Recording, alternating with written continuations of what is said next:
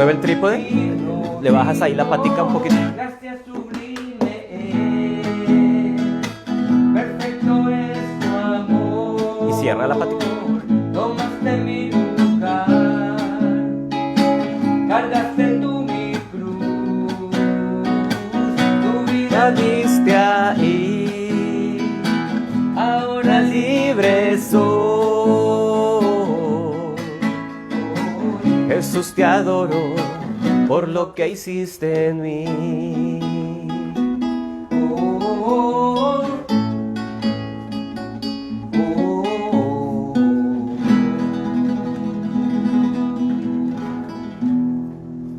La gracia del Señor es suficiente. Es un regalo que no merecemos, de verdad. Imagínense ustedes que uno tenga su día de cumpleaños o un día especial en que le celebren algo a uno, pastor, y le lleven un regalo. Aquí está tu regalo, pero cuando tú lo vayas a coger, te lo quitan y digan, no, tú no te lo mereces. Oh my God. ¿Cómo se sentiría uno? Pero el Señor nos dijo, aquí está tu regalo.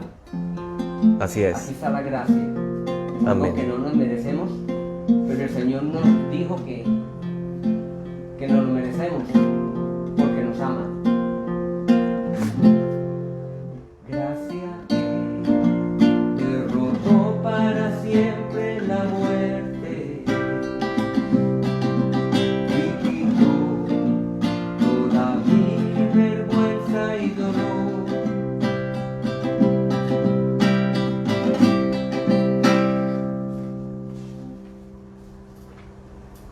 Hállame en la gracia que me redimió, de todo me sacó, mis pasos afirmó, su nombre Él me dio, mi corazón restauró. Eres Rey, de rodillas proclamo tu gloria.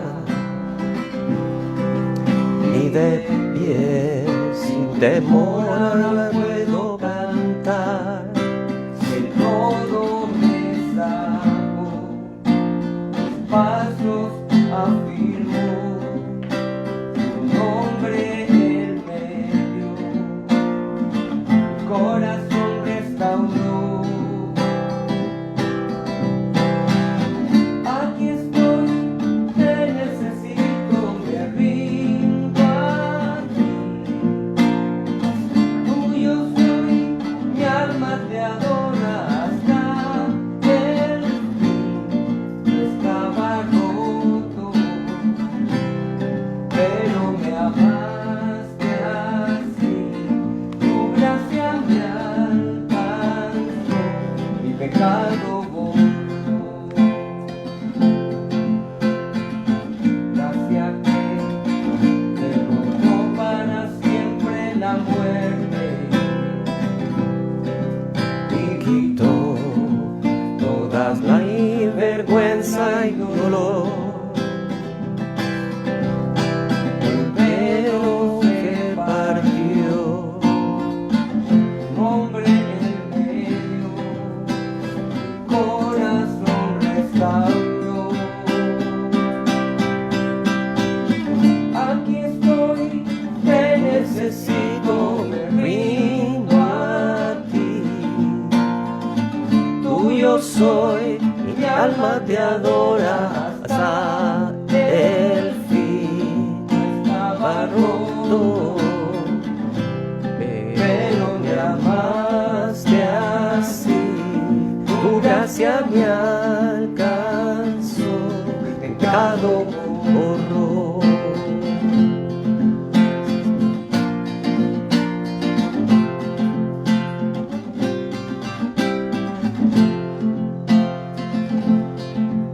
aquí estoy, te necesito, Me rindo a ti, tuyo soy, mi alma te adora hasta el fin. Yo estaba roto, pero me amaste gracia me alcanzó, pecado borró. Tu gracia triunfó, tu gracia triunfó, Tu gracia triunfó. tu gracia triunfó. Wow. Qué grande derroche de amor el que el Señor Jesucristo hizo al venir y hacerse hombre, pagar por nuestro pecado.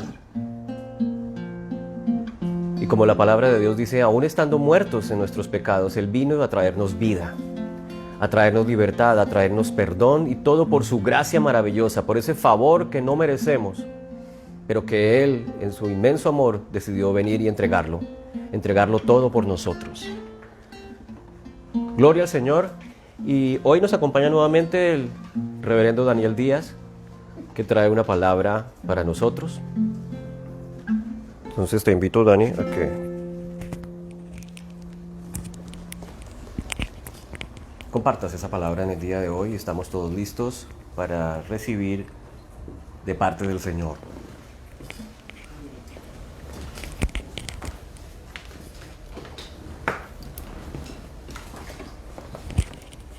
¿Cómo va esto?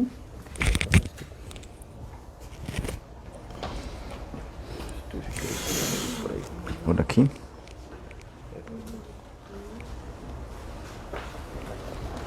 Bueno, buenos días, iglesia, gente de Facebook que nos ve de tantas partes.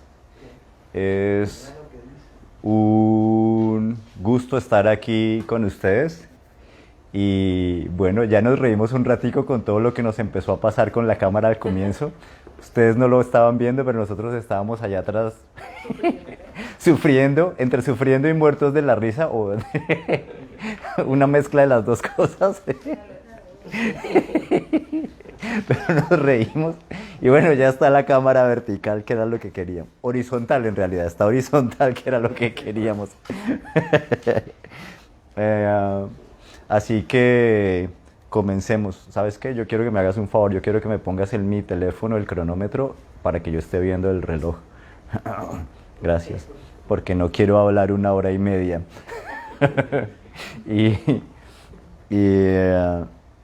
quiero hablar hoy de la adopción por algo que he venido leyendo en estos días en mis devocionales. Comencé hace poco en mis lecturas a leer Lucas. Y a mí me gusta mucho Lucas. Lucas es un tipo que habla como con cierto rigor de científico de la época. Él era un médico y él empieza a mencionar todos los datos. Para él es interesante mencionar cuál era la región, cuál era la parte, cuál era la época, cuándo pasó cada cosa. Y entonces eso lo hace muy interesante desde una perspectiva, digamos, histórica. Y está lleno de datos, lleno de datos. La forma en la que Lucas se documentó es genial, y ya lo vamos a ver, ya lo vamos a ver. Pero quiero empezar con Primera de Crónicas 17. La promesa que Dios le hace a David, o lo que se llama en términos teológicos el pacto davídico. Dice que David, después de que de que unificó los reinos y toda esta situación, Israel y Judá, después de que unifica las 10 tribus con las otras 2 tribus, es decir, que se hace rey sobre todas las 12 tribus, que había ganado tantas batallas, que ya tenía su palacio, se instala allí, y entonces dice, David instalado en su palacio. Una vez David instalado en su palacio, le dijo al profeta Natán, estoy leyendo Primera de Crónicas 17, aquí me tienes habitando en un palacio de cedro, mientras que el arca del pacto del Señor se encuentra bajo una simple tienda de campaña. Era el tabernáculo. La tienda de campaña es la palabra que utiliza la NBI para hablar del tabernáculo. ¿Qué era eso? Una tienda de campaña, como cuando uno ve en las películas los nómadas en el desierto que habitaban en carpas. Era eso. Entonces dice, mientras que el arca del pacto del Señor se encuentra bajo una simple tienda de campaña.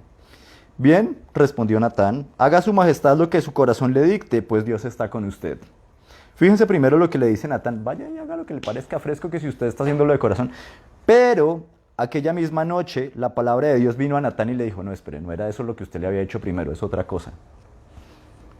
Ve y dile a mi siervo David que así dice el Señor, no serás tú quien me construya una casa para que yo la habite.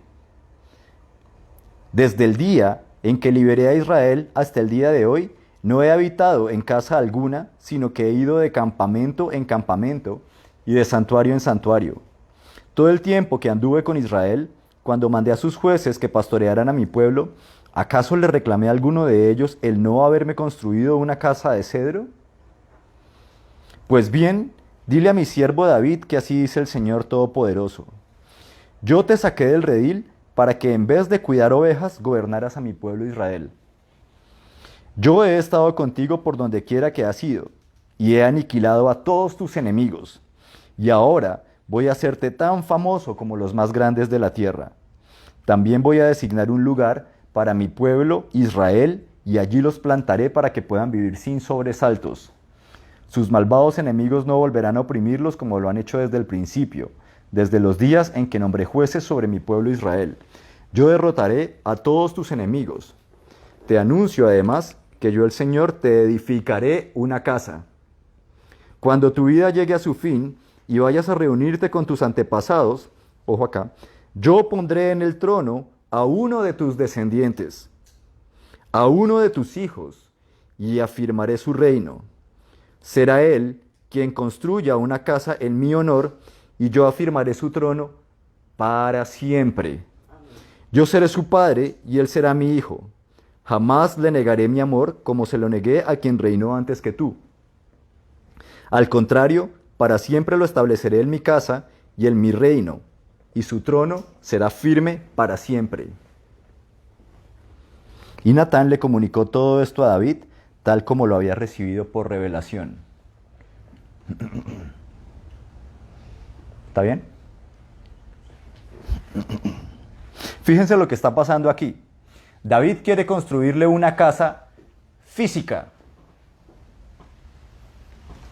al arca del pacto que era tan importante en el Antiguo Testamento. Y entonces lo que termina ocurriendo, y la intención del corazón de David es bonita, la intención del corazón de David es buena, pero lo que Dios le dice inmediatamente después es, no, usted no me va a construir una casa a mí. Yo le voy a construir una casa a usted. Yo le voy a dar a usted una casa. Entienda la diferencia. Y de nuevo, y lo vemos, el mismo patrón del que siempre estamos hablando en el Nuevo Testamento, lo vemos desde el Antiguo Testamento. No es lo que yo voy a hacer por Dios tanto como lo que Él va a hacer por mí. Es más importante lo que Él va a hacer por mí, que finalmente se convierte en el fundamento de lo que yo iré a hacer por Él. Pero es mucho más importante lo que Dios va a hacer por mí. Y en medio de eso, el Señor le dice a David, yo voy a ser el que te construya una casa. Y yo pondré en el trono a uno de tus descendientes. Y estableceré su trono para siempre. Cuando le está diciendo que va a establecer el trono para siempre, le está diciendo que no es un mortal como cualquier otro. Porque David sabía que se iba a morir en algún punto. ¿Por qué David, siendo el súper gran rey David, no le dicen a David que él va a reinar para siempre? Pues porque David sabía que se iba a morir. Y todos sabíamos que David se iba a morir. En cambio, con este descendiente que está prometido, la cosa es diferente. ¿Qué pasó? Bueno. Con este descendiente que le están prometiendo, que Natán le está prometiendo a David, o que Dios le está prometiendo a David en boca del profeta Natán, entonces la cosa es diferente. Este descendiente va a ser rey para siempre. Su trono quedará firmado para siempre. Yo seré su padre y él será mi hijo. Jamás le negaré mi amor como se lo negué a quien reinó antes que tú. Está hablando antes del rey Saúl, a quien quitaron o a quien Dios mismo, de hecho, quitó del trono y comenzó otra dinastía, la dinastía davídica. Antes del rey David, el que fue rey no era David, es de la tribu de Judá, y el que había sido rey antes de David era Saúl, que pertenecía a la tribu de Benjamín. Pablo de Tarso pertenecía a la tribu de Benjamín. Y como buen benjaminita, le pusieron Saulo, que pues es Saúl, en honor a su antepasado famoso. Pero a ese antepasado famoso se le quitó el reino y se le pasó a David y a su descendencia. Y lo que está diciendo aquí este pasaje y esta promesa que Dios le está dando a David es que iba a hacer que su dinastía durara para siempre por medio de uno de sus descendientes. Nosotros lo podemos mirar en la historia y otras veces vemos que muchas dinastías han durado muchos años, pero se acaban. Las dinastías se acaban. Los seres humanos normalitos pasamos y dejamos de existir. Y como dicen los salmos, también en alguna parte somos como la hierba del campo. Y uno se siente muy joven y que no lo va a romper nada y de repente está viejo, o así sea una persona súper sana, de algo se va a morir, de algo se va a morir. Yo lo he hablado estos días con mi esposa, estamos desde que volvimos cuando fue la pandemia, hubo un tiempo al final en que entrenar nos estaba dando muy duro y paramos unas semanas y con un poquito que uno pare de entrenar uno pierde una cantidad de ritmo. Después de que reabrieron los gimnasios volvimos a entrenar. Yo estaba entrenando súper disciplinado y otra vez me siento en una muy buena condición. Y yo siempre, yo no lo puedo evitar, yo termino de entrenar y yo llego a la casa y me miro en el espejo.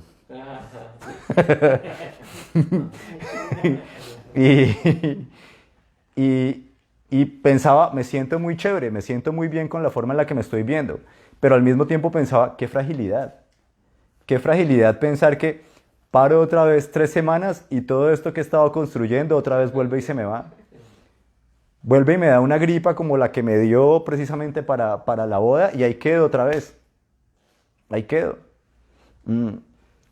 Tanta gente, hay una señora que fue la creadora de un ministerio muy bonito en el mundo del CrossFit que se llama Faith RX, el ministerio. Y esta señora era una CrossFitter tenaz. Y igual la señora amaba al Señor. A la señora también le dio cáncer de mama y murió. ¿Y qué vamos a hacer? Muy CrossFitter y muy lo que sea. Todos nos vamos a morir, no importa qué tan sanos estemos. A mí me gusta hacer el chiste de que yo hago mucho deporte para que cuando me muera sanito. Porque nos vamos a morir. Y como seres humanos normales, pues, de nuevo, es lo normal. Es lo normal. Así que cuando le está diciendo que va a llegar uno que afirmará su trono para siempre, de los descendientes de David, no le está hablando de uno normal como nosotros. Esta mañana me levanté y estaba caminando y estaba orando por ahí por alrededor por el conjunto en mi casa y oía una canción de Jesús Adrián que me gusta mucho, que se llama No es como yo creo que la mayoría la habrán escuchado. La mayoría la habrá escuchado. Y la canción habla precisamente de eso. Jesús es distinto, Jesús es verdadero hombre, pero también es verdadero Dios. Y Él no es como yo. Él es perfecto. Yo no. Él es desde la eternidad y hasta la eternidad. Yo no. Yo soy eterno en Él ahora que he recibido la vida que Él me da. Pero yo no vengo desde la eternidad. Ahí hay una diferencia importante. Ahí hay una diferencia bien importante. Y este es el punto. Cuando está diciendo que afirmará su trono para siempre, está diciendo que es más que un simple humano. No puede ser un ser humano normal. Y esta es una promesa a la que se aferra el pueblo de Israel tan fuerte, porque ellos estaban y siguen esperando a este Mesías prometido, descendiente de David, como un rey terreno, que venga y los rescatara, que viniera y los rescatara de todos sus enemigos, y así ha sido desde siempre, desde que los sacaron a la dispersión, desde que se fueron para Babilonia, estaban esperando un conquistador que llegara y los pusiera otra vez en su tierra y que dominara todo el resto del planeta y los pusiera debajo de los pies de los judíos, y después viene el imperio medo-persa y están esperando que también entonces llegue otro que sea súper grande y súper fuerte y ponga al imperio medo-persa debajo, y después viene el imperio griego y están esperando los judíos que siguiera esperando por ese super rey descendiente de David, que hiciera todas estas cosas y que pusiera el imperio griego debajo, y después viene el imperio romano y otra vez la misma vaina, y todos estos imperios no hacían sino sujetar al pueblo judío. Y feo, no era bonito. Y vienen los romanos y los sujetan, y están esperando en tiempos de Cristo, que era cuando estaba el imperio romano en todo su apogeo y que tenía dominada Judea. Estaban esperando los judíos todavía un Mesías, un rey descendiente de David, que fuera un rey terreno y que los librara de la opresión de los países vecinos. Pero yo siempre me he preguntado esta cosa tan curiosa de lo que ellos piensan, y es, ¿uno qué saca con un rey terreno? Todos los reinos terrenos pasan. Todos los reinos terrenos van a dejar de ser. Supongamos que existe un reino muy bueno en esta tierra. Supongamos que no existe. No existe. Supongamos que existe una superpotencia que es muy buena. Y entonces esa superpotencia es tan buena que no se va a acabar por sí misma, cosa que es dificilísima de creer, pero de nuevo supongamos. Y no, yo no estoy pensando en Estados Unidos, pero ¿por qué ahora está pensando en Estados Unidos? No, hombre. No, otra. Digamos una superpotencia como Colombia. Eso, Venezuela. Y entonces, son muy buenos. Igual hay una ley en todo el universo que se llama entropía. Y por más buenos que sean, esto va por la ley de la entropía tendiendo a decaer. En un nivel físico estoy hablando. Y no importa qué tan bueno o qué tan malo sea, se va a morir y va a dejar de ser. Porque esa es la naturaleza de la naturaleza. Esa es la naturaleza de la realidad material de las cosas. Y va a dejar de ser. Y no va a ser más. ¿Cuál es la gracia de pensar en un reino terreno? Yo toda la vida he pensado, a mí me encanta lo que yo hago. Yo siento el llamado del Señor a hacer lo que yo hago con mi labor académica, con todas las cosas y yo me parece muy chévere. Pero yo pensaba, ¿y qué? O sea, de nuevo, por bien que nos vaya, esto dura hasta que se acabe la humanidad. Y eso es lo que yo quiero que sea mi legado. A mí me interesa más un legado eterno. A mí me interesa más un legado eterno que una cosa que se acabe cuando se acabe la humanidad. ¿Quién sabe a qué horas se enloquece? Se enloca China, se enloca Estados Unidos, se enloca Rusia y disparan por allá alguna cosa y esto se acaba. Y ¿quién sabe? Y todo lo que yo hice y lo que hizo Einstein y lo que hizo Bolívar, si uno no le está apuntando a algo que sea eterno. Y lo que hizo Fidel. Lo que hizo Fidel. Si uno no le está apuntando a algo que sea eterno, todo va a pasar, no importa qué tan bueno sea.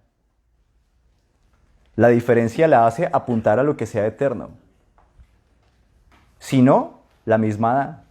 Si no, la misma da. Si nuestra esperanza es solo hacer cosas por el reconocimiento humano, esto va a dejar de ser. Esto va a dejar de ser. Tenemos que tener una esperanza que sea mayor. Y por eso esa es la promesa tan fuerte que se le está haciendo aquí a David. Es la promesa de un descendiente que va a ser mucho más que un simple ser humano. Uno que no va a ser como yo, para ponerlo en las palabras de Jesús Adrián Romero precisamente. Ya a esa promesa se aferraban los judíos cuando vino Cristo. Y de ahí quiero yo saltar a Lucas 1.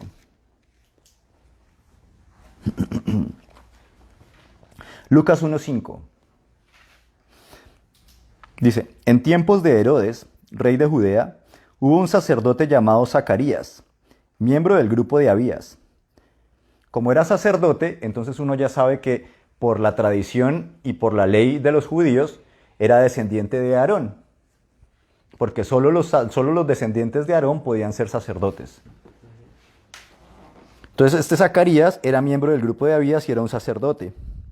Y menciona aquí, su esposa Elizabeth también era descendiente de Aarón. Y este es un punto en el que quiero hacer énfasis. Su esposa Elizabeth también era descendiente de Aarón. Ahora, los dos eran personas rectas e intachables, dice acá, delante de Dios. Obedecían todos los mandamientos y preceptos del Señor, pero no tenían hijos porque Elizabeth era estéril y los dos eran de edad avanzada.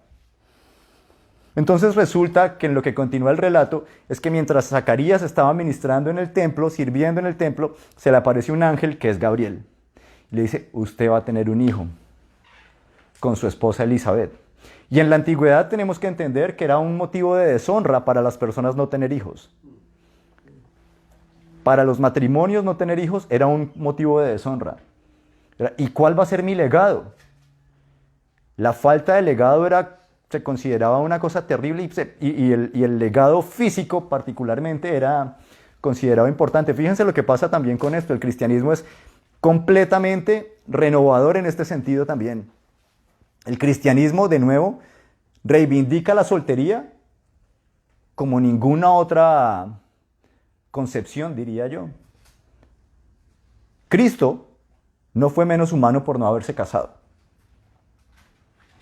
Cristo era completamente humano y no se casó. Pablo se supone que no se casó.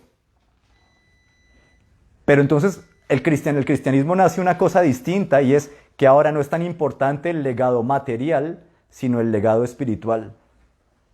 El legado espiritual es muchísimo más importante, porque de nuevo, como estábamos diciendo antes, el legado espiritual es el que va a ser eterno. El legado físico se va a acabar. El legado físico se va a acabar en algún momento, pero el legado espiritual, no. Y entonces, el caso es que estos señores, este par de señores, Zacarías y su esposa Elizabeth, los dos eran descendientes de Aarón. Y el Señor les promete que van a tener un descendiente y un hijo en su vejez. Y ese hijo es Juan el Bautista.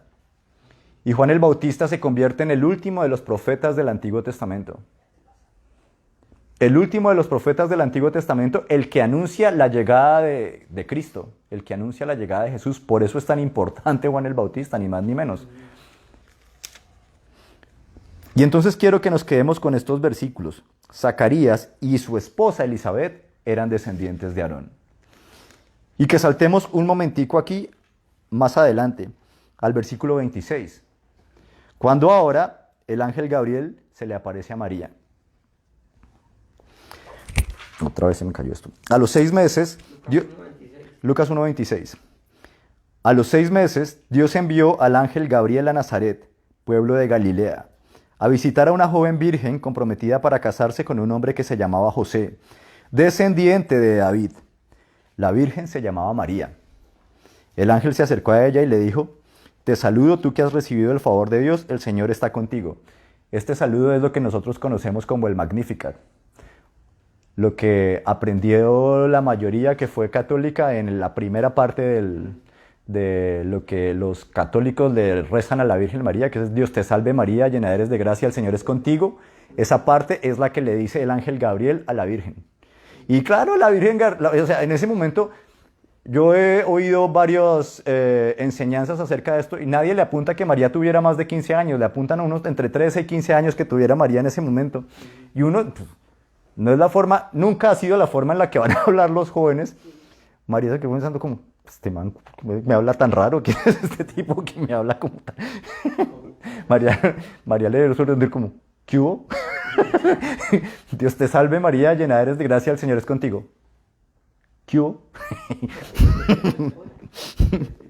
Ante estas palabras María se perturbó y se preguntaba qué podría significar este saludo.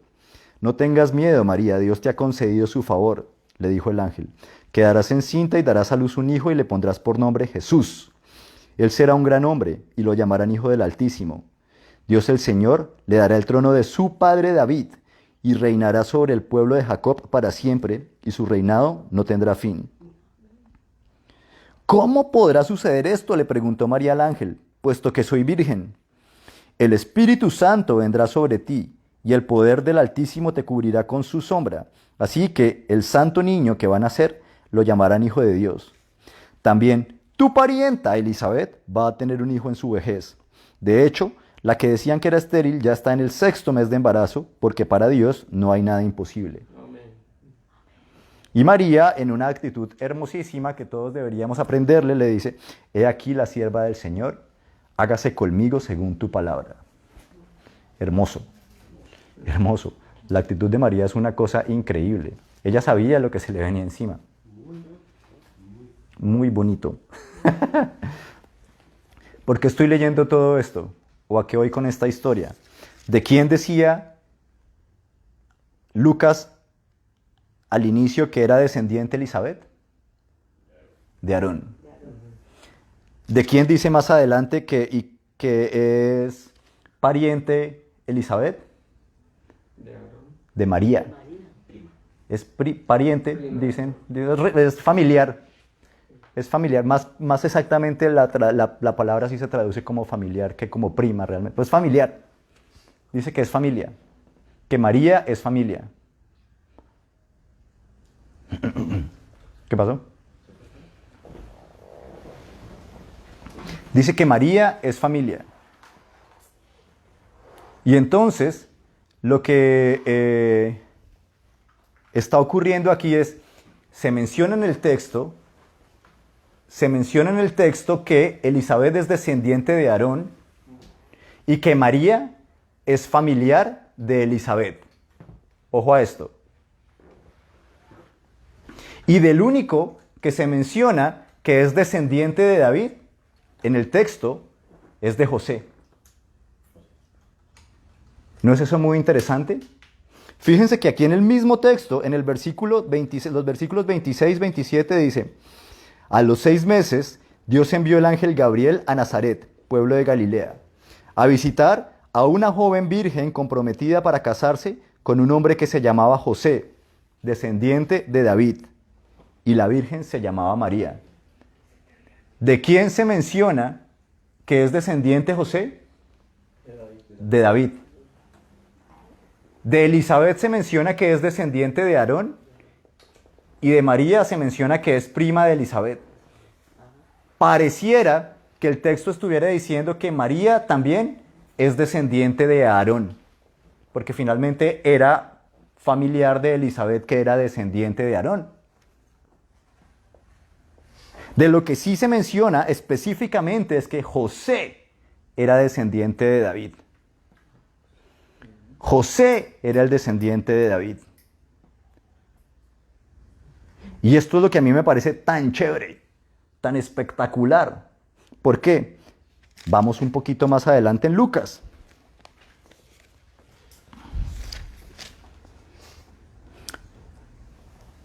Lucas 3. Lucas 3. Versículo 23 en adelante. Jesús tenía unos 30 años cuando comenzó su ministerio. Y era hijo, según se creía, de José. Hijo de Leví, hijo de Matat, hijo de Eli, hijo de Matat, hijo de Leví, hijo de Melquí, bla, bla, bla, bla, bla. Y empiezan a mencionar a todos los ancestros que van de ahí para allá. Y después de mencionar hijo de, llegan en el versículo 31 y dice hijo de Melea, hijo de Mainán, hijo de Matata, hijo de Natán, hijo de David. Pero lo que me parece más importante es cuando empieza, porque está hablando es de la genealogía de Jesús. Sí. Está hablando de la genealogía de Jesús y está diciendo hijo según se creía de José, hijo de David. El cumplimiento de la promesa se da por adopción.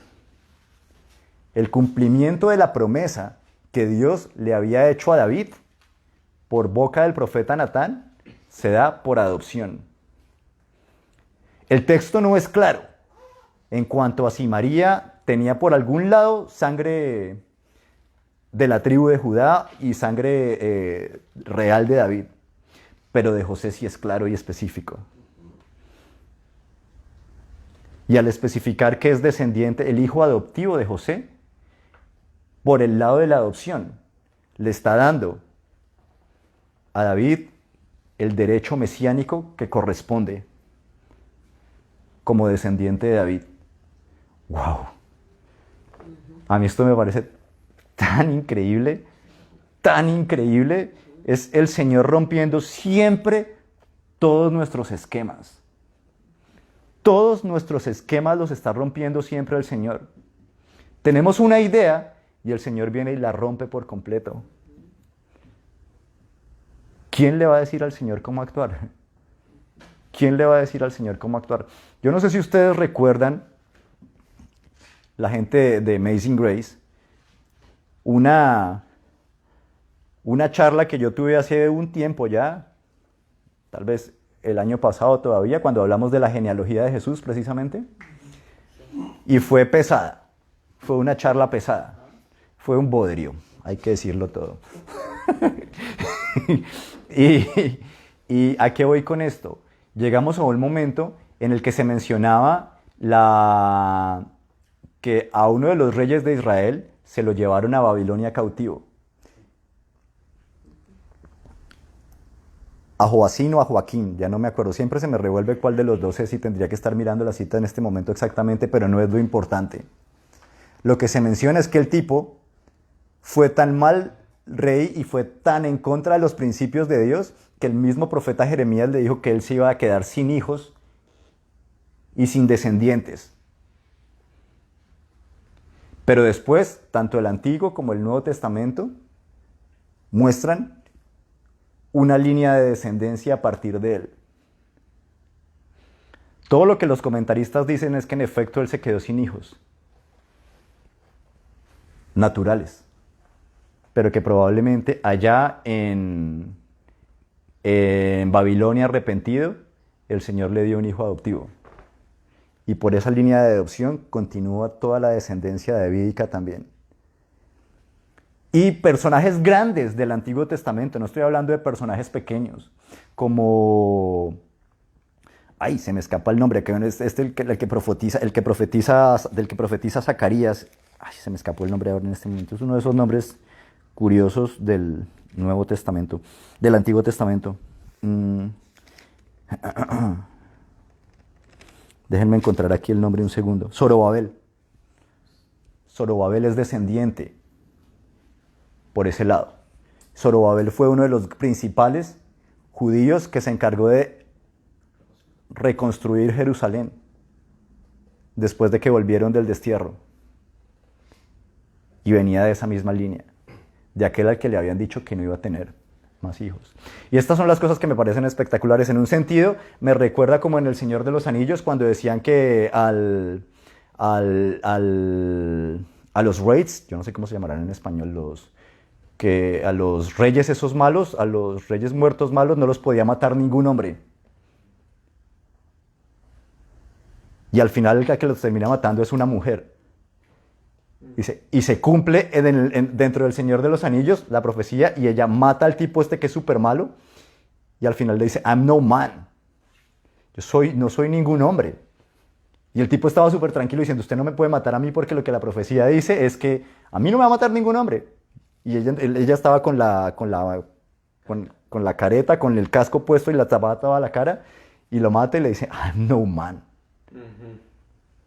Y era uno de estos reyes super magos, super fuertes, y en esas figuras que Tolkien tenía tan chéveres también cuando estaba escribiendo, Tolkien era profundamente cristiano cuando estaba escribiendo, está mostrando también estas cosas.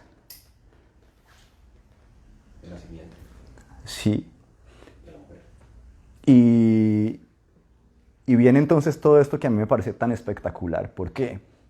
Porque de nuevo el cumplimiento grande, el cumplimiento del pacto davídico, según lo que entendemos los cristianos, lo que nosotros como cristianos sabemos ciertos, se da por la adopción. ¡Wow! ¡Wow! Es increíble. A mí esto me parece increíblemente poderoso. Yo puedo hablar con bastante fuerza de eso porque en mi casa, nosotros tres, mi hermano, mi hermana y yo, somos adoptados por nuestro papá. Y ¿yo qué puedo decir? Nosotros hemos podido entender la doctrina de la adopción tan claramente por lo que hemos visto y por lo que hemos vivido, que a mí realmente entender todo este concepto es una de mis doctrinas favoritas y siempre ha sido una de mis favoritas. Una persona que no tenía por qué amarme, me amó. Y dio toda su vida por mí. Y yo soy lo que soy en este momento porque Él dio su vida por mí, no solo en un momento de mi adolescencia difícil, sino más adelante también. Ya me han oído contar cómo mis papás decidieron venirse acá cuando yo estaba súper solo, súper deprimido, y decidieron ellos dejarlo todo allá en Colombia para venirse acá conmigo. Y si yo estoy aquí hoy parado, sentado, es porque yo recibí amor de ese estilo. Y ya me han oído también decir varias veces que no hay nada que cambie todo como el amor recibido. No hay nada que cambie todo como el amor recibido. Es el amor lo que lo cambia a uno. Es el amor lo que lo cambia a uno. Yo puedo hablar con propiedad de qué es eso.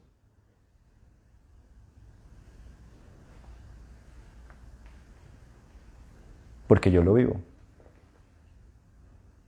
Y porque yo lo entiendo directamente. Y obviamente, mi papá terreno está lleno de defectos. Él ha hecho muchas cosas bonitas, pero está lleno de defectos.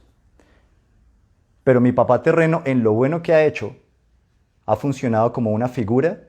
Ese papá que Dios me dio, ese papá que Dios me puso ahí para que me levantara y para que me criara, tiene defectos como todos, yo los tengo. Los tiene Alvarito, los tiene Liz, los tiene Mateo, los tiene Elena, los tiene Maurice. Sí, los tiene Memo. Sí. Y el punto es que de todas maneras, aunque estas cosas estén, como dice un pensador al que yo respeto mucho también, William Dembski, dice, no es que nosotros nos hayamos inventado la figura de Dios como Padre, como una proyección de los regulares que fueron nuestros padres en la tierra. No es un antropomorfismo, como le dirían usualmente, que es darle a Dios, atribuirle a Dios características humanas de lo que nosotros no tuvimos aquí en la tierra. No es eso. Es la realidad, más bien desde el cristianismo la realidad es la opuesta. Que hay una realidad superior en la que Dios es Padre. Y Él nos da entonces a nosotros padres terrenos para que en su bondad, que de todas maneras es finita y limitada, nosotros podamos ver también y entender la más grande bondad de Dios, perfecta y sin fallas, sin faltas. Y eso es mucho más chévere. Eso es mucho más chévere, no es un antropomorfismo. Más bien lo que nosotros vivimos en la tierra con nuestros padres terrenos es un teomorfismo. Sí. Esos padres, en el bien que hacen, nos están mostrando a Dios. Y aún en sus errores, nos están mostrando la necesidad y la importancia de tener un padre que sea perfecto y que nos ame aún cuando ellos han sido imperfectos. No es que le estemos atribuyendo a Dios características humanas. Es que más bien Dios nos dejó los padres humanos como figura de lo que Él es en la eternidad. Y eso cambia. Y eso cambia. Fíjense que los judíos nunca aceptaron ese legado de Jesús. Hay un pasaje que a mí me fascina, que está en Juan 8, porque es duro, duro. Uno está acostumbrado a leer, o sea, Juan se puede leer desde dos perspectivas. La perspectiva del amor, que es muy, muy obvia en Juan. Juan 8, desde el 12 en adelante, y voy a empezar a leer saltándome varias partes. Pero Juan también es durísimo en el lenguaje que está hablando. Durísimo en el lenguaje que está hablando contra las tradiciones judías, contra el judaísmo como tal, contra los líderes judíos. Tan fuerte es que cuando Juan está hablando, Juan no habla de los fariseos, como los antagonistas de Jesús, sino que habla de los judíos. Juan se refiere a los judíos. Y eso es bien fuerte, eso es bien marcado. En el versículo 21, Juan 8. Desde el 12. Sí, desde el 12, pero voy a saltarme, como dije, ciertos versículos. En el 17 voy a empezar leyendo. En la ley de ustedes está escrito que el testimonio de 2 personas es válido. Uno de mis testigos soy yo mismo, y el Padre que me envió también da testimonio de mí. Está hablando Jesús.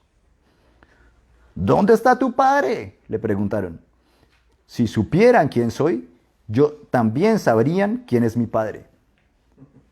Estas palabras les dijo Jesús en el lugar donde se depositaban las ofrendas mientras enseñaba en el templo. Pero nadie le echó mano porque aún no había llegado su tiempo. De nuevo Jesús les dijo, yo me voy y ustedes me buscarán, pero en su pecado morirán, y a donde yo voy ustedes no pueden ir. Comentaban por tanto los judíos, ¿acaso piensa suicidarse? ¿Será por eso que dice, a donde yo voy ustedes no pueden ir? Ustedes son de aquí abajo, continuó Jesús. Yo soy de allá arriba. Ustedes son de este mundo, yo no soy de este mundo. Por eso les he dicho que morirán en sus pecados si no creen que yo soy el que afirmo ser. En sus pecados morirán. ¿Quién eres tú?, le preguntaron. En primer lugar, ¿qué tengo que explicarles?, contestó Jesús. Son muchas las cosas que tengo que decir y juzgar entre ustedes, pero el que me envió es veraz y lo que le he oído decir es lo mismo que le repito al mundo. Ellos no entendieron que les hablaba de su Padre. Por eso Jesús añadió, cuando hayan levantado al Hijo del Hombre, sabrán ustedes que yo soy, y que no hago nada por mi propia cuenta, sino que hablo conforme a lo que el Padre me ha enseñado.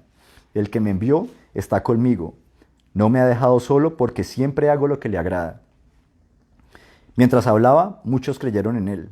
Jesús se dirigió entonces a los judíos que habían creído en él y les dijo, si se mantienen fieles a mis enseñanzas, serán realmente mis discípulos y conocerán la verdad, y la verdad los hará libres. Nosotros somos descendientes de Abraham, le contestaron, y nunca hemos sido esclavos de nadie. ¿Cómo puedes decir que seremos liberados? Este es uno de los pasajes este es uno de los puntos más ridículos que yo vi hacer a los enemigos de Jesús.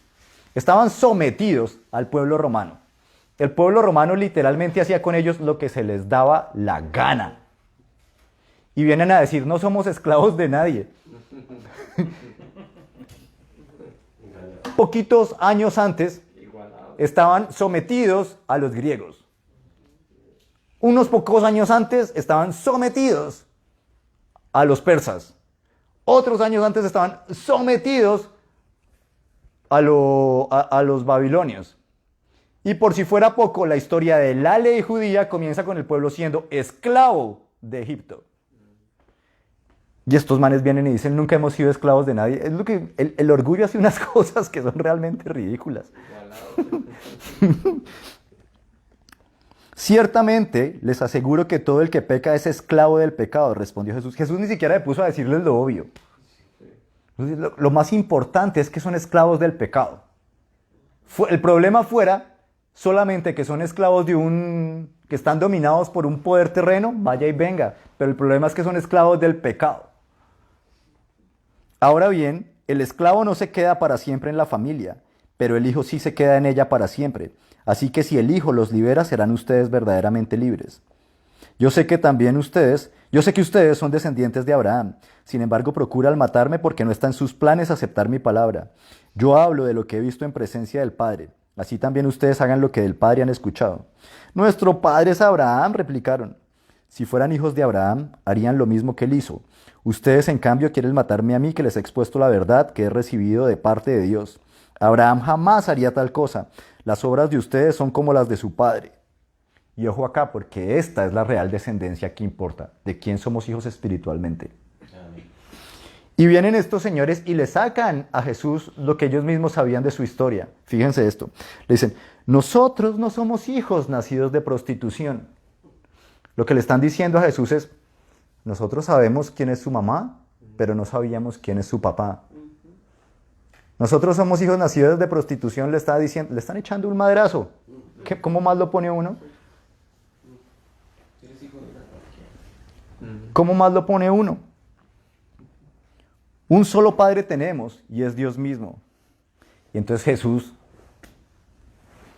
obviamente, empieza a hablar también ya con lo que pues, le metieron con la mamá también, ¿no? Si Dios fuera su Padre, les contestó Jesús, ustedes me amarían porque yo he venido de Dios y aquí me tienen. No he venido por mi propia cuenta, sino que Él me envió. ¿Por qué no entienden mi modo de hablar? Porque no pueden aceptar mi palabra.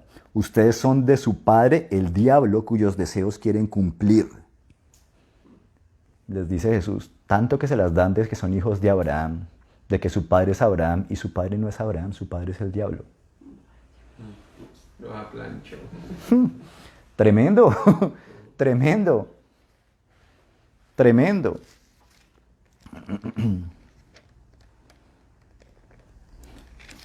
Cuando Juan comienza su ministerio, viene en algún momento y empieza a hablar. Y les dice el mismo Juan el Bautista, les dice a los fariseos, dicen, no digan que son hijos de Abraham, porque Dios puede sacar hijos de Abraham si quiere de estas piedras. Palabras proféticas estaba hablando Juan el Bautista. Palabras proféticas estaba hablando. Porque lo que la Biblia dice es que nosotros somos descendientes de Abraham por la fe. Nosotros somos descendientes de Abraham por haber aceptado el mensaje de Jesús. Ahora nosotros entramos a ser parte de la familia de Dios.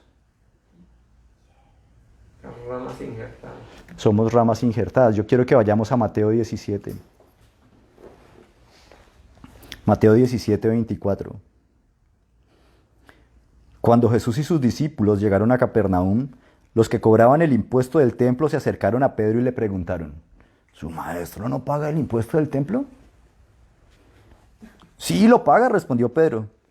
Al entrar Pedro en la casa, se adelantó Jesús a preguntarle, vean esto, ¿tú qué opinas, Simón? ¿Los reyes de la tierra a quiénes cobran tributos e impuestos? ¿A los suyos o a los demás? Literalmente no dice a los suyos, dice a sus hijos o a los demás. ¿A quiénes cobran impuestos los reyes de la tierra? ¿A sus hijos o al resto?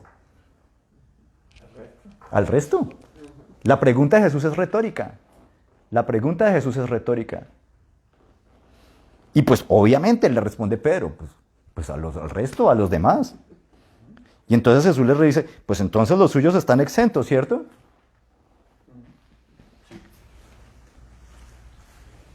Aquí hay otra cosa de la que siempre estamos enfatizando.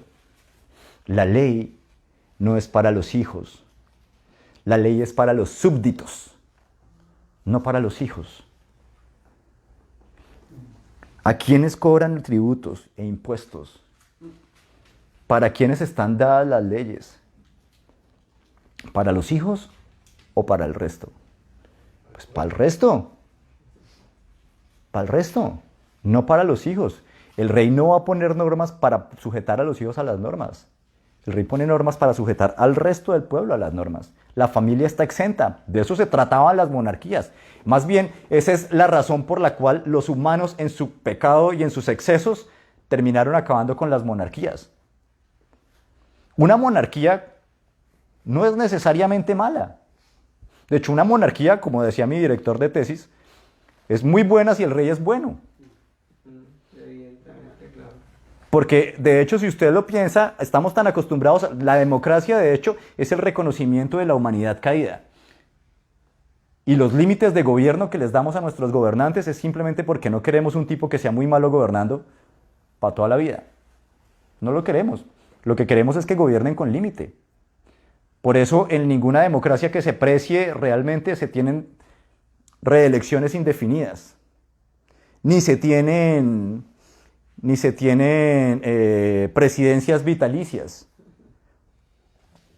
Esas cosas no se tienen en general. Lo que se tiene en una democracia son reyes presidentes que terminan su mandato dependiendo más o menos cada 4 años en casi todo el mundo.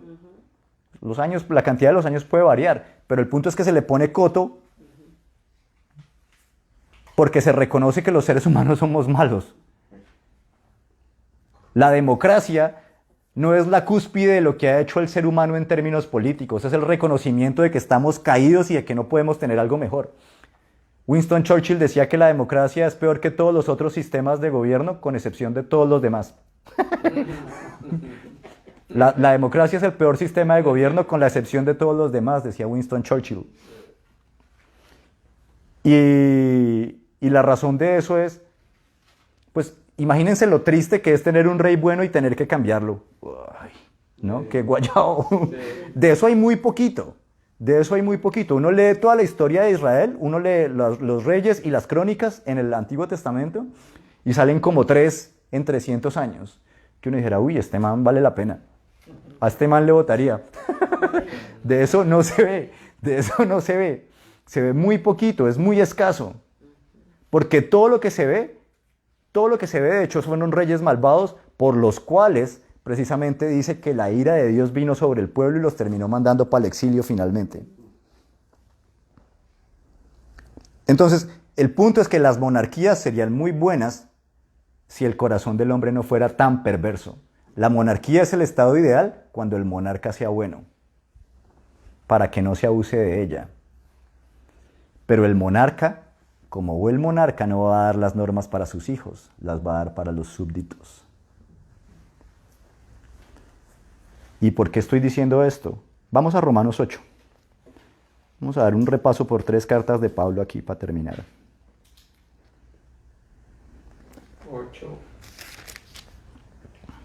8:14.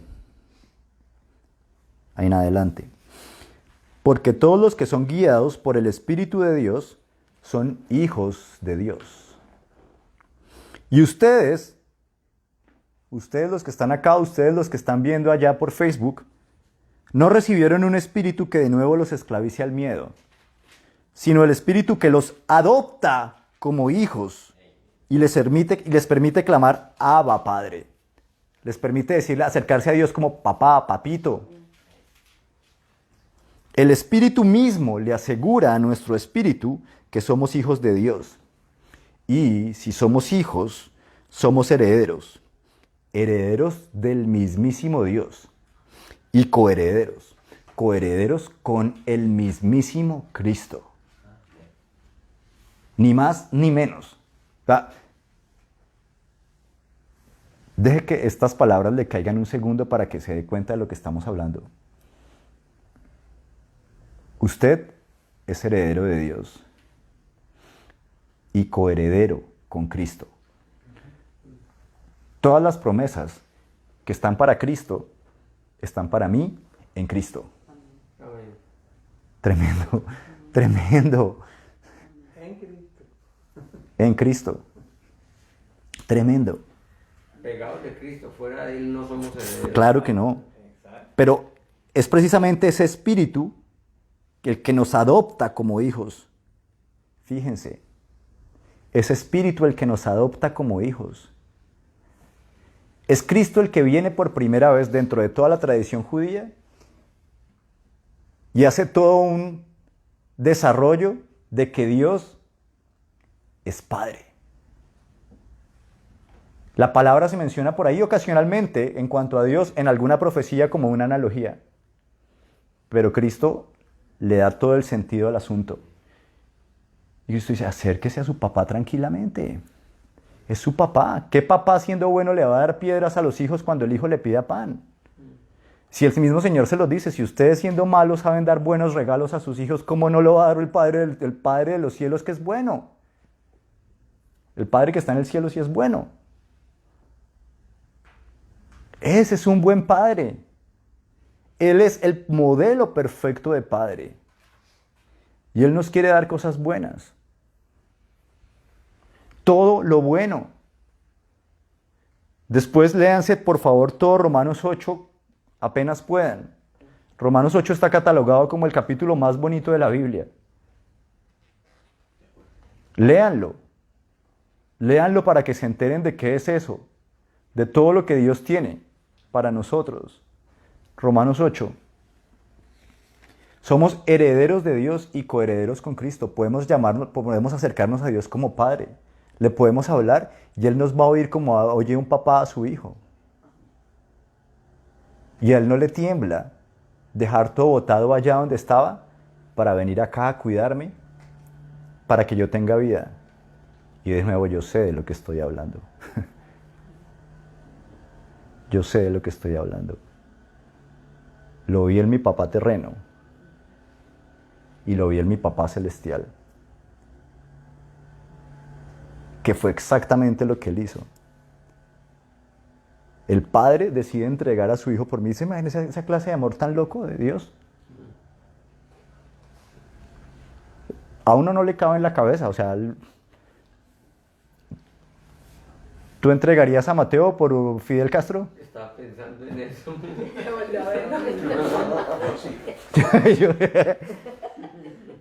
Yo primero convierto a Fidel.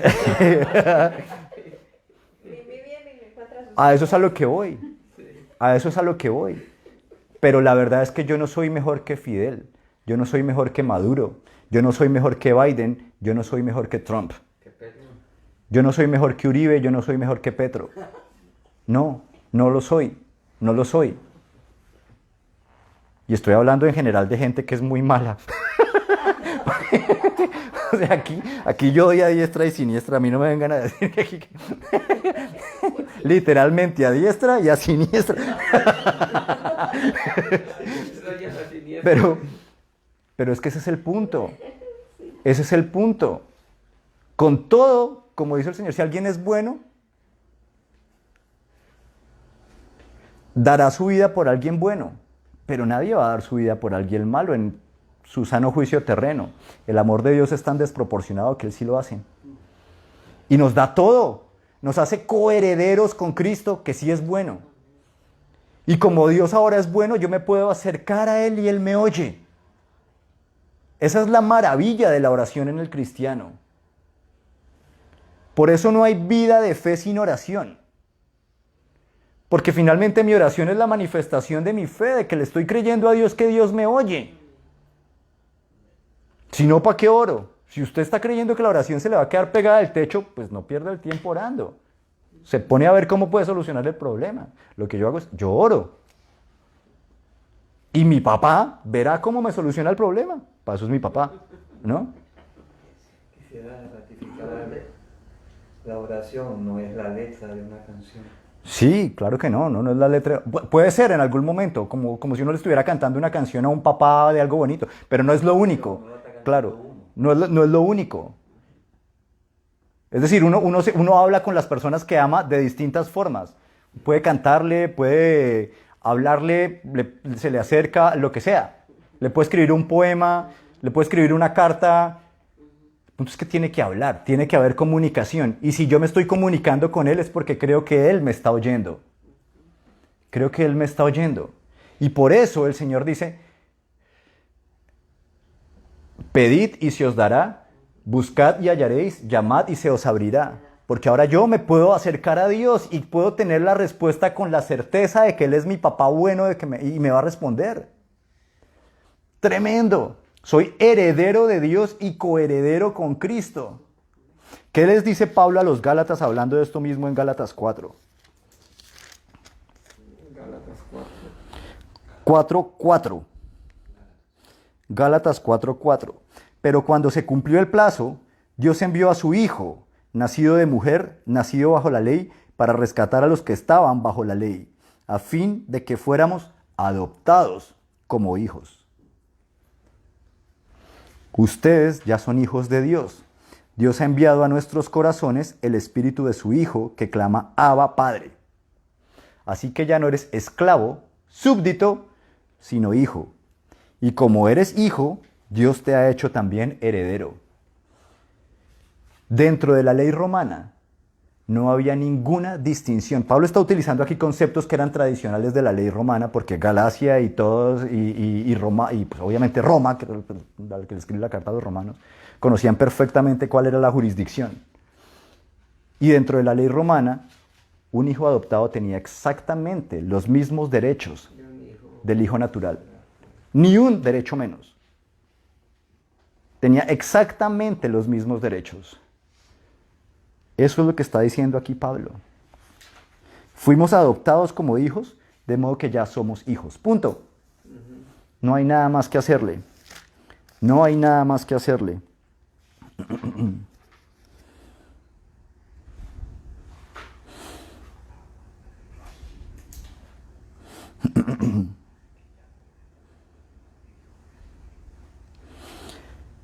Efesios 1:4 dice: Dios nos escogió en Él antes de la creación del mundo, para que seamos santos y sin mancha delante de Él. En amor, nos predestinó para ser adoptados como hijos suyos por medio de Jesucristo, según el buen propósito de su voluntad, para alabanza de su gloriosa gracia que nos concedió en su amado. Y viene y repite. En el versículo 11 dice: En Cristo también fuimos hechos herederos, pues fuimos predestinados según el plan de aquel que hace todas las cosas conforme al designio de su voluntad. Fuimos adoptados de manera que se nos considera hijos. 1:11. 1, 4, 5, 6 y 11. ¿Ven la belleza de todo esto? Es que nos podemos acercar a Dios como Padre y no hay ninguna diferencia. No hay ninguna diferencia, porque ahora Él nos adoptó y el precio que pagó fue el de la sangre de su Hijo, para que yo pudiera también ser hijo. ¡Wow! Tremendo. Tremendo. Y no contento con eso, todo lo que está diciendo el texto de los evangelios, el Mateo se presenta otra genealogía de Jesús. Y también se dice que Jesús es descendiente de David por el lado de José. Por el lado de José. No es tan claro finalmente si María es o no es descendiente de David. Pareciera más bien ser descendiente de Aarón por lo que se menciona. Pero lo que el texto sí especifica claramente es que por el lado de José, donde él era adoptado, él es el cumplimiento de la profecía que se había hecho a David. Él es el Mesías, el hijo de David, por la adopción. Tremendo. Y por esa adopción podemos acercarnos a Dios. Y por esa adopción podemos llamarlo Padre, Papá, Papito.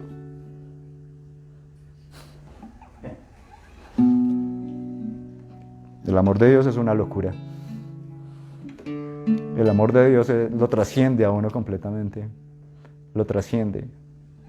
Y eso es lo que yo quiero dejar con todos los que nos están viendo. Descansen en el amor del buen Dios que tenemos. Él es un buen Padre. Él es todo lo que nuestros padres terrenos nunca pudieron ser. Y en lo que nuestros padres terrenos hicieron bien, lo estaban reflejando a Él. Él es el cumplimiento de todo de ese hueco que tenemos. Pascal lo dijo, todas las personas tenemos un vacío. Y el vacío tiene la forma de Dios. Como esas figuritas que ponen los niños que les dan a los niños para que desarrollen los movimientos manuales, que tienen que cuadrar dentro de las cositas. El vacío tiene la forma de Dios. Solo la figura que tenga la forma de Dios llena el vacío. Solo esa. A eso se refería Pascal. Solo Él puede llenar ese vacío. Exacto. Solo la figura de Dios solo la figura de Dios llena el vacío. El hueco de Padre lo llena Él. El hueco de amor lo va a llenar Él. El hueco de amor no lo va a llenar una mamá terrena, un papá terreno, una esposa terrena, un esposo terreno o un hijo. Nosotros amamos con tranquilidad porque nos sabemos amados por Él. Porque Él nos amó. Estamos en este mundo para amar y estamos definidos por el amor. Díganme que ama a una persona, no que tiene. Díganme que ama a una persona. Y eso me dice más sobre la persona que cualquier otra cosa. Pero para poder amar bien, necesitamos saber que somos amados bien. Y nadie nos ama mejor. Nadie nos ama perfecto como nuestro Padre que está en el cielo nos ha amado perfectamente. ¿Quieres cantar algo, Alvarito? ¿O oro? Hagamos la cena porque... Ah, bueno.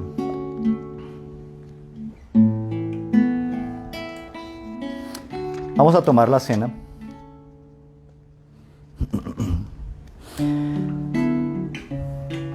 Yo recibí del Señor lo mismo que les transmití a ustedes, que el Señor Jesús, la noche en que fue traicionado, tomó pan y después de dar gracias lo partió. Y dijo: este pan es mi cuerpo, que por ustedes entrego. Hagan esto en memoria de mí. De la misma manera, después de cenar, tomó la copa y dijo: esta copa es el nuevo pacto en mi sangre. Hagan esto cada vez que beban de ella en memoria de mí. Porque cada vez que comen este pan y beben de esta copa, proclaman la muerte del Señor hasta que Él venga.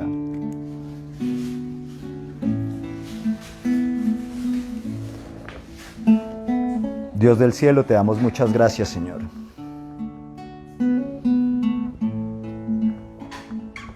Porque siendo Dios del cielo, hoy te podemos llamar Padre, Papá, porque nos podemos acercar a ti, Señor, confiadamente.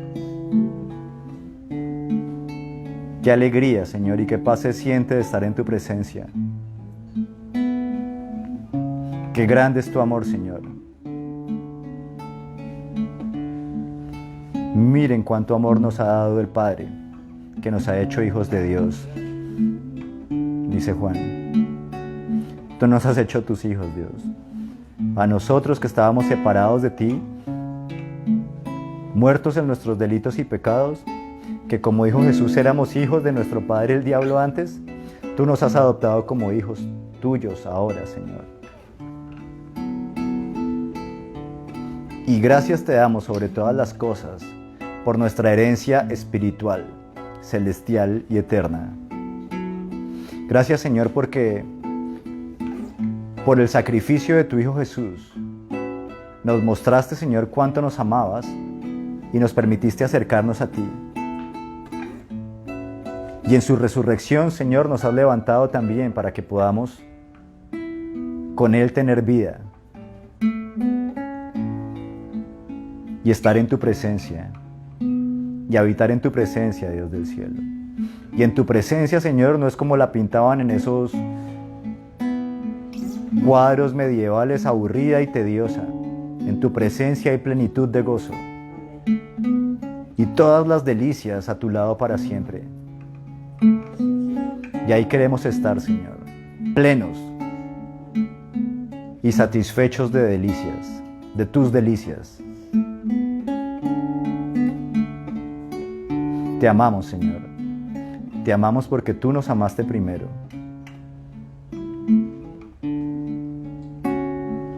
Amén.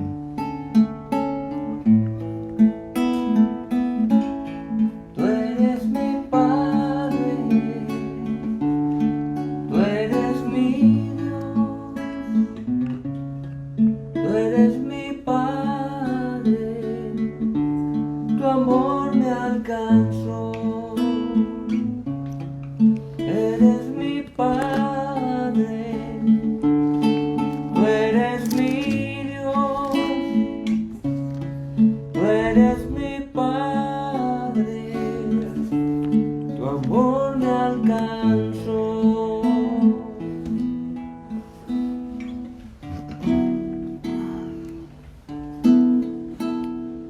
Bueno, muchas gracias a todos los que nos vieron. Muchas gracias a todos los que estuvieron presentes, a todos los que nos van a ver más adelante. El Señor los bendiga y nuestra oración es que este mensaje llegue a lo profundo de sus corazones y que se dejen transformar por el Espíritu del Señor y por el amor de Dios. Dios los bendiga.